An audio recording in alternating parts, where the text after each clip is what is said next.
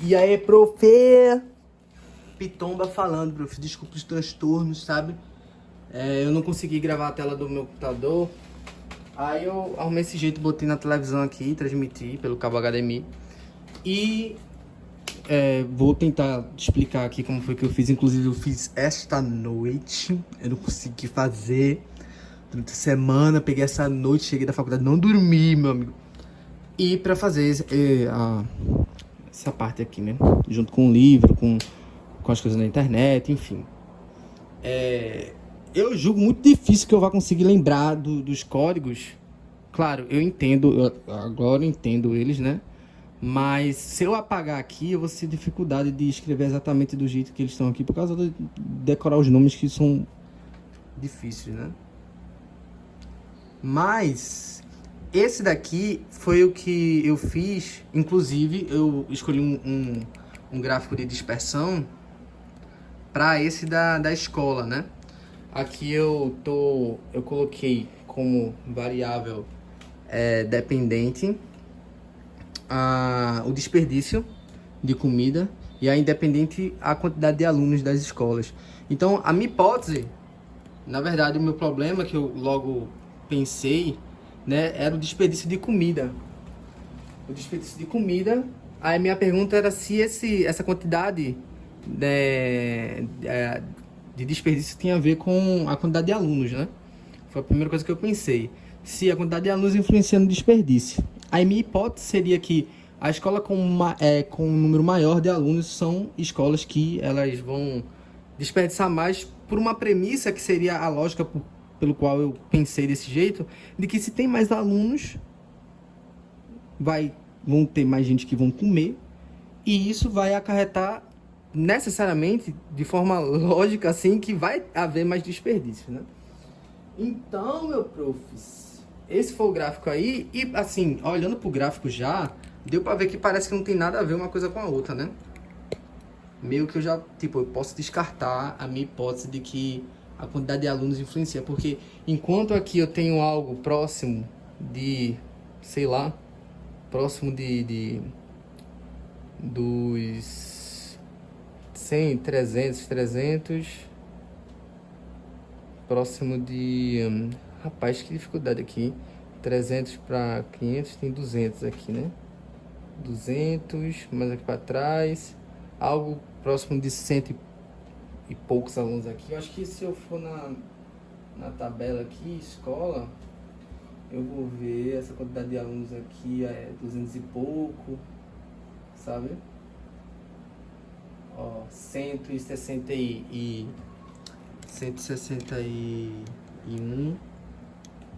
161, 200 e poucos aqui, enfim. De qualquer forma, o gráfico ele me mostrou que não tem, pelo que eu tô analisando, não tem uma relação assim evidente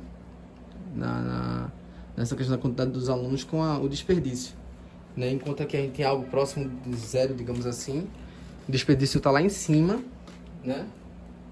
E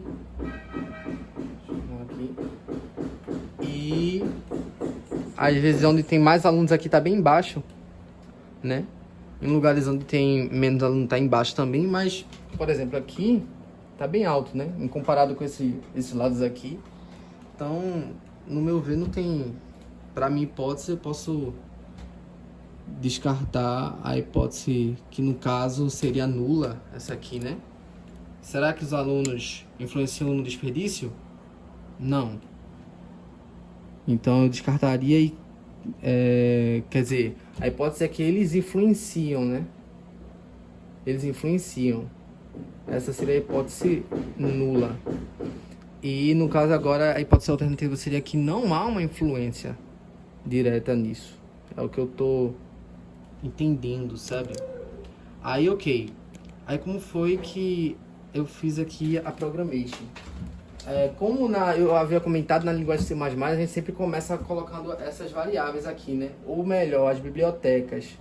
Que, pelo que eu estava pesquisando, o R, ele tem e seria muito bom que as outras, eu não sei, pelo menos o C++ tivesse, de estar com um banco de dados da internet ou está conectado na internet, algo do tipo, de você colocar para instalar, né, a biblioteca e colocar exatamente desse jeito aqui, né, que é o entre aspas ali, dentro dos parênteses, para indicar que você está retirando de outro lugar. E retirando de outro lugar, e aqui eu escrevi que o Library, eu acho que é assim que se fala, eu não sei. Essa seria a função em que você lê a biblioteca, né? Fazer a leitura da biblioteca ou de uma das funções. E depois, que isso vai ser comum, acredito, com certeza, até para a programação das tartarugas, né? Que você vai ter que pegar um diretório, né? Inclusive, eu estava vendo essas funções aqui de você verificar o diretório e verificar o que tem dentro também do diretório. Por exemplo, deixa eu limpar aqui embaixo. Vou limpar aqui, ó. Então, vendo na função que é o get read, alguma coisa assim, aí o Ctrl Enter, eu vejo aqui qual é o diretório que eu estou usando. E o listfile, eu acho que é assim que se fala, eu vejo o que é que tem dentro do meu diretório. Inclusive, isso vai facilitar muito minha vida na hora de programar, quando eu for criar o objeto escola, ali em cima, o objeto escola, e vou fazer a leitura do CSV, né, na verdade, pelo que eu estava entendendo, eu crio esse objeto, quase como se fosse uma variável em que eu vou deixar dentro dela os dados da leitura que eu fiz do arquivo que eu deixei em CSV, separado por ponto e vírgula. É mais ou menos isso que eu estou entendendo aqui. Vou fazer uma variável chamada escola, em que dentro dela eu vou ter os valores da leitura do arquivo que está em CSV, separado por ponto e vírgula, que seria como importar os dados para o R, né? Beleza, então depois que você importa, né, os dados, a gente tem aquilo ali em cima, que seria o objeto em si, ou variável, diria também, escola, em que aqui tem as coisas aqui, ou então aqui mesmo, do outro lado, a planilha bonitinha. Ok. Então, cara, depois que eu importei esses dados, eu fiz a pergunta e a formulação da hipótese, e aqui chega uma parte interessante que eu também acho muito complicada, que é a parte de você... não, essa daqui é das tartarugas, me desculpes. A gente tá falando ainda da escola. Da escola, formulei as perguntas, né, as hipóteses, as premissas da escola, né? E a gente vai fazer o gráfico, que é justamente o motivo pelo qual a gente colocou essa biblioteca, porque é uma biblioteca, pelo que eu entendo de biblioteca, é algo que também vai facilitar como eu vou construir o meu disquete, né? Porque se não tivesse a biblioteca, e que ela vai armazenar, direi eu, como livros, né, onde vão ter funções e coisas já prontas, para que eu não me debruce muito na construção do disquete, né? Porque senão eu teria que fazer uma programação muito louca, assim eu entendo como se fosse no C++, que a gente tem algumas bibliotecas, para facilitar alguns comandos.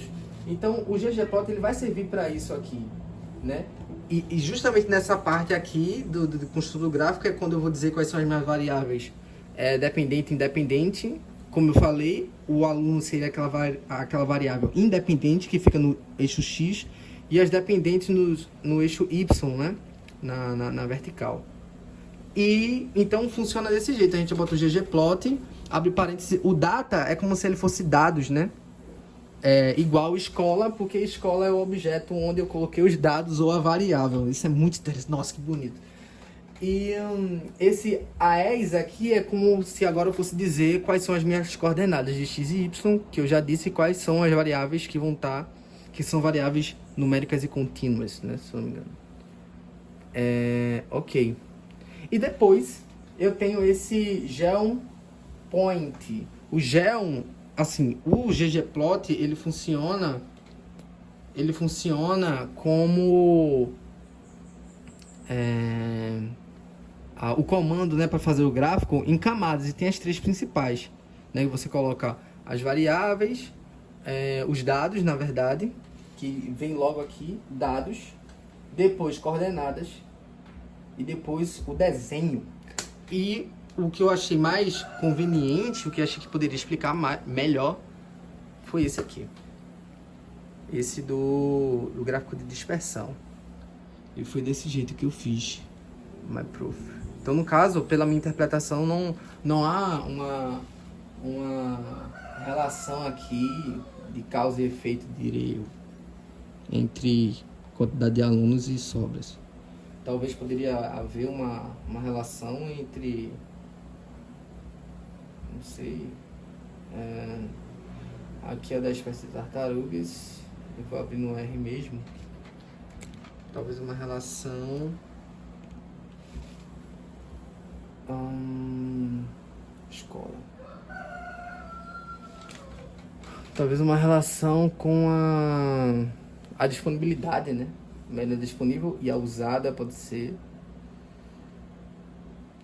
mas as principais aqui que eu acho que eu poderia relacionar, relacionei e achei que não houvesse nenhum tipo de influência sobre alunos sobre sobras.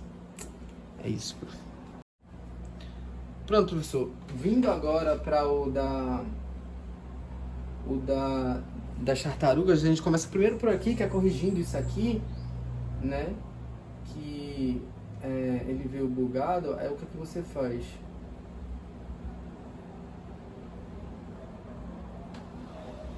Vou tentar arrumar.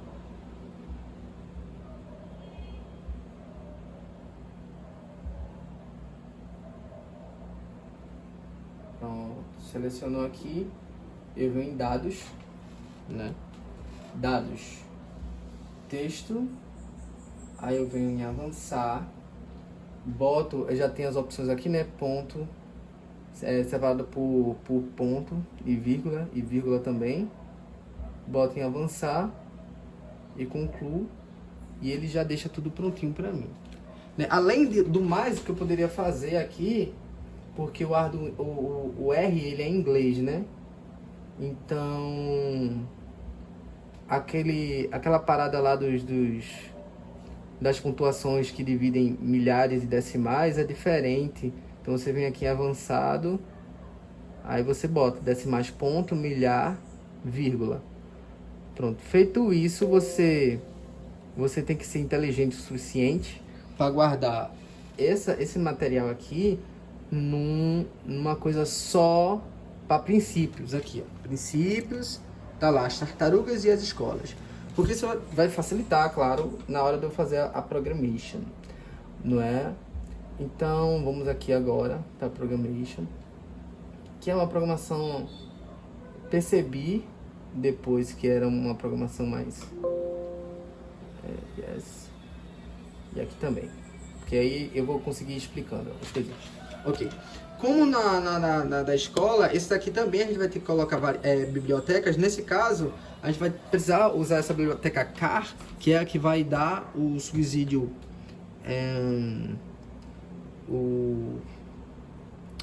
de ferramenta para a gente poder fazer esses testes lineares aqui, que é o de variância e o de homogeneidade, que a gente vai usar o Shapiro e o Lev Test, né? Então a gente começa aqui por ele, colocando essa biblioteca e instalando também o ggplot. Nesse caso eu não precisei colocar ele dentro de parênteses porque ele já estava no meu R. Então eu só boto ele dentro do parêntese. E uma coisa que eu percebi é que eu tenho que praticamente que executar aqui, né? Eu tenho que vir aqui e clicar assim. Aqui ele já tem, então não preciso fazer mais. Aqui também. Porque ele como ele já tem, então já tá tudo pronto aqui já, né? Ok. Vou fazer a parada do diretório de novo, que é só vir aqui, princípios aqui em cima, copiar, né? Lá. Do mesmo jeito que eu fiz no da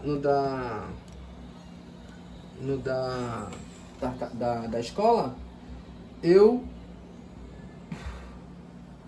vim aqui e testei se o meu editório ele tinha, eu acho isso imprescindível, né? Você ir testando se as coisas estão dando certo. Se ele tinha realmente editado o diretório. Então você Ctrl.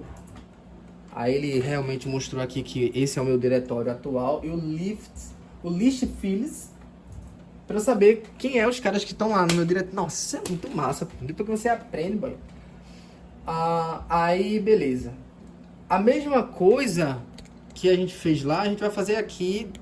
A única diferença são os testes lineares que a gente vai ter que fazer, né? Deixa eu limpar aqui porque vai aparecer mais coisa embaixo. Ok. Então, eu criei um objeto tartaruga ou variável, diria eu, para colocar dentro dessa variável o objeto que a leitura do arquivo tartaruga CSV. Então, fazer a leitura, que seria como se fosse fazer leitura em CSV do arquivo CSV, que está separado por vírgula. Eu coloquei por vírgula aqui porque ele estava dando erro. Se eu colocar ele aqui por ponto e vírgula, não sei por algum motivo, executar aqui, ó, e eu vim aqui, ele fica desse jeito. Eu acho que é alguma edição lá no Excel, mas quando eu venho aqui e boto por vírgula, ele melhora e dá para fazer os outros testes. Ó, pronto. Executei. Aí aqui não. Tartaruga tá de boa agora. Ok, pronto. Diretório. Agora chega a parte onde eu crio as minhas perguntas. E a minha pergunta seria se existe diferença significativa das desovas entre o estado de Pernambuco e o estado de Ceará, né? E a hipótese seria que não há diferença significativa, que seria a hipótese nula.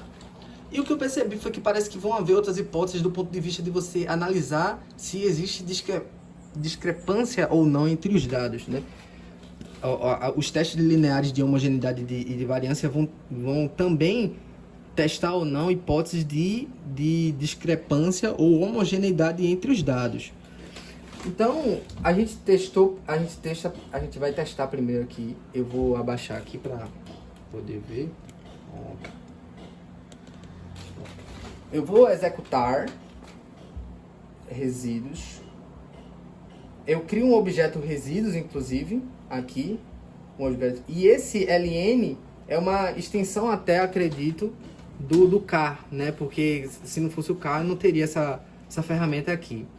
Então eu boto taxa de desovas, que tem que ser exatamente igual como tem aqui, já que eu vou analisar a taxa de desovas com o estado, comparar, né? Taxa de desovas. Esse tio que tem aí entre os dois é como se fosse em função do estado. Taxa de desovas em função do estado, vírgula, dados tirados da tartaruga, que foi a variável ou nossa, esqueci, cara. O objeto que eu criei para colocar os dados.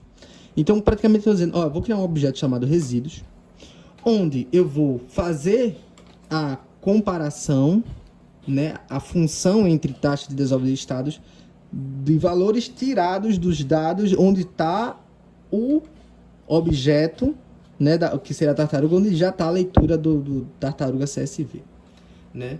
Então, aí tem esse outro objeto aqui, que ele vai armazenar agora essa leitura do resultado dos resíduos.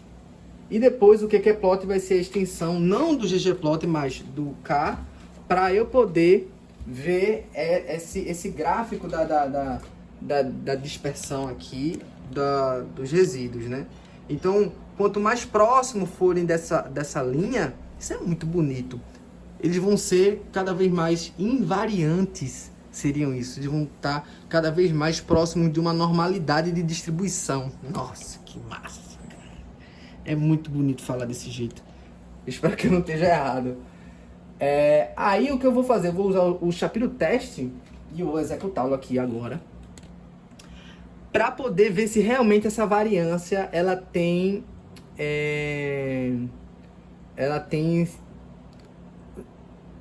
se ela vai ser significativa ou não. Esse W aqui, ele é um valor que vai medir a discrepância entre os resíduos, né?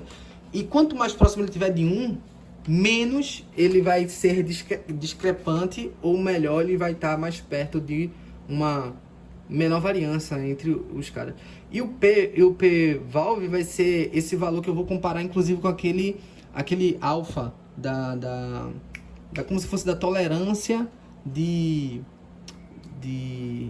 variação entre os dados, né, que é o 0,05. Então, se ele for maior, isso entra uma parte muito interessante aqui. Se esse valor aqui ele for maior, né, que 0,05, significa dizer que esse W tem uma probabilidade muito pequena de estar excedendo o valor que a gente encontrou. Então, se esse p-valve ele for menor que 0,05, isso significa dizer que tem uma possibilidade maior de esse valor de W que a gente contou ele ser mais extremo do que a gente está vendo aqui. Então, como os dois valores estão corroborando entre si, a gente descarta a hipótese nula de que os dados eles são discrepantes, né? Então, no caso, a hipótese alternativa seria que eles não são discrepantes, né? Que eles são homogêneos. Sim, professor. Voltando aqui só para a gente terminar, a gente tinha feito o da homogeneidade, né? Que foi esse aqui. Não, a gente tinha feito o dos resíduos, né? Que é o Shapiro. O Shapiro, ele tinha dado esse valor aqui pra gente, né? Que eu já tinha visto. E tem esse de cima, que é esse F. Esse F, ele quer dizer pra gente como se fosse a média entre a variância dos dois elementos que a gente tá vendo. Então, para esse valor aqui, ele tá com uma média bastante baixa, né? Uma diferença entre as variâncias bastante baixa, que é o que esse F quer dizer. Então, ele continua me dizendo que não há evidências estatísticas para dizer que eles são diferentes. Então, a gente continua nos testes até a gente vir aqui no teste T, né, agora. No teste T, o teste T dá isso aqui pra gente. Aquele menos 0,49. Ele vai dizer, porque o teste T ele vai mostrar agora a diferença entre as médias dos dois grupos, se eu não me engano, e tá dando negativo porque provavelmente um estado ele está tendendo a ter um pouco menos de desovas do que o outro. Porém, a gente tem esse p-valve que é o 0,0, que está se comparando com 0,05, e ele está um pouco maior do que, na verdade, está bastante maior do que o 0,05. Ou seja, esse p-valve ele está me dizendo que não há evidências estatísticas para considerar que, apesar da diferença estar dando negativa, dizer que há uma diferença significativa. Então, no final das contas, não há diferença significativa entre a desova no Ceará e em Pernambuco. Então, agora eu venho aqui no ggplot, que é parecido com da escola. ggplot data igual a tartaruga, né? Dados tirados do objeto tartaruga. E eu faço que, como são camadas, né? 3. A segunda é a das coordenadas e a última é o do GeoBlockSplot. Por que eu usei BlockSplot, professor? Porque uma variável ela é numérica e contínua, a dependente, e a independente ela é categórica. Oh my fucking shit, professor. Aí aqui eu venho agora, executo. Olha só que beleza, cara.